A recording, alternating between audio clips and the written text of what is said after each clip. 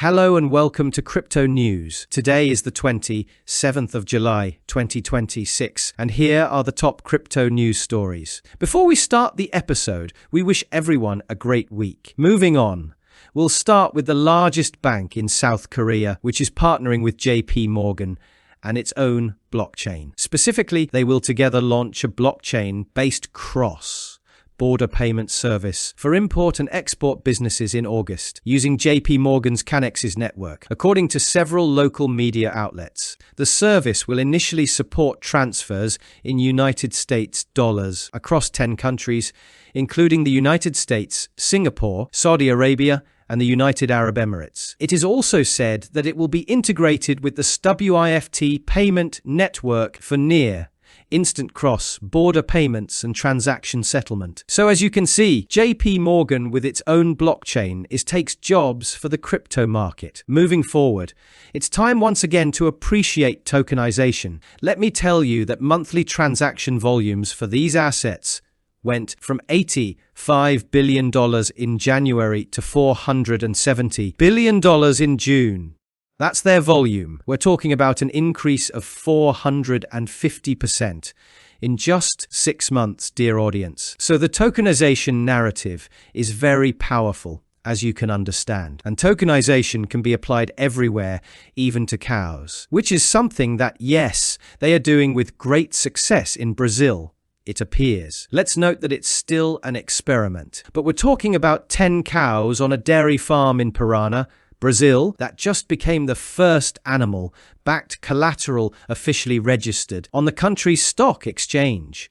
These are securities backed by animals tracked via blockchain and wearing a collar with various health indicators powered by artificial intelligence. Let's mention that 10 cows valued at $23,310 were used to secure a CPRF, which is essentially a Brazilian rural credit certificate that allows farmers to borrow against animals or crops. So someone received a loan of $19,320 from BMP, a direct credit company authorized by the central bank. Then that company sold the credit rights to Target FIDC, which is essentially a fund, and registered these documents on B3, which is the main stock exchange of Brazil. So in short, the cows were converted into tokens. Each animal received a unique encrypted digital identity created from health, behavior, and location data recorded by smart collars and sealed with blockchain technology. So tokenization is being applied everywhere,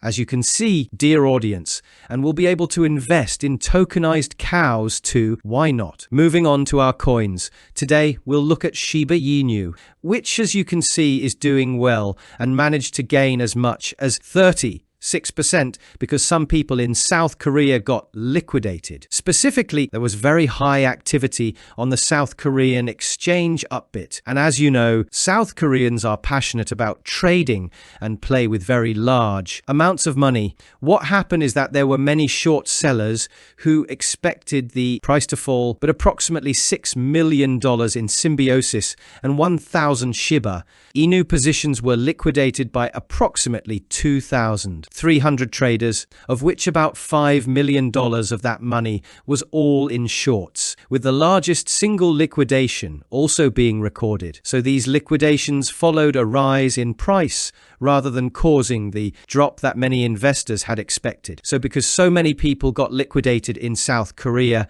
Shiba Inu, as you can understand, rose because all the sell pressure simply disappeared and only buyers remained. Moving on now from Shiba Inu, we'll turn to some negative news about the state of our market, which, for better or worse, suggests that we may be heading toward the bottom. We'll start today with BitMart, which is another exchange in the crypto market that will be closing its doors. Specifically, BitMart will shut down its cryptocurrency exchange, terminating all trading services on the 27th 26th of August, before fully ceasing operations on the 31st of January 2027. And as you can understand, it will gradually cut its services, so if you have positions there and so on, be aware. So yet another exchange closing in the crypto market, and it's the second exchange to close. Since 2 to 3 days ago, we saw that BitMart would also be closing due to market conditions because there is no money in the market at this time. And of course, the BitMart token has hit rock bottom, and that's not the only thing closing. We also have a Layer 1 blockchain closing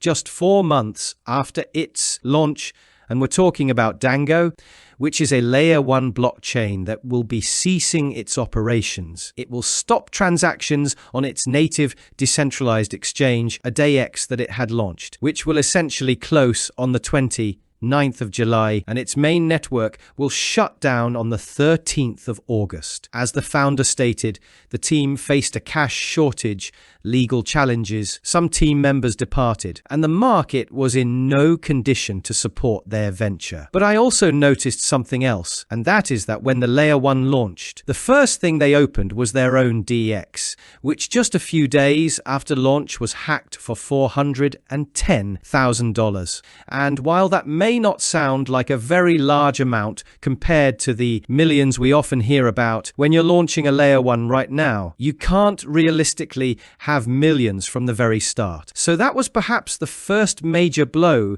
that led to their downfall. And now let's take a look at our beloved crypto market, with Bitcoin hovering around $65,000, as this week brings us several important events. Let me mention that in 2 days, on the 29th of the month, we will have the United States interest rate decision whether they will raise rates or not. At 6% probability at the time I'm recording this video, there will be no rate hike, but we do have a 33% chance that is keeping us anxious. Let's also note that we will hear statements from the Fed about how they view the economic outlook. Beyond that, on the 30th of the month, we also have the PCE year-over-year figure, an important number for the United States economy. And from the United States, we'll go to the other side of the world, to Asia, to let you know that we're also awaiting interest rate decisions from there. Specifically, the Japan interest rate decision comes on the 31st of the month, a Friday, and thankfully after that it's the weekend. I'll say, because depending on whether they raise rates or not, our market could also be affected, as you can understand. That wraps up the top news for crypto. Today is the 27th of July 2026. I'd like to remind you that the content you just watched is created for educational purposes only and should not be considered as investment advice, but rather as investment opinion. Please subscribe to the channel, leave a like, and feel free to comment. Take care, everyone, and have a good day.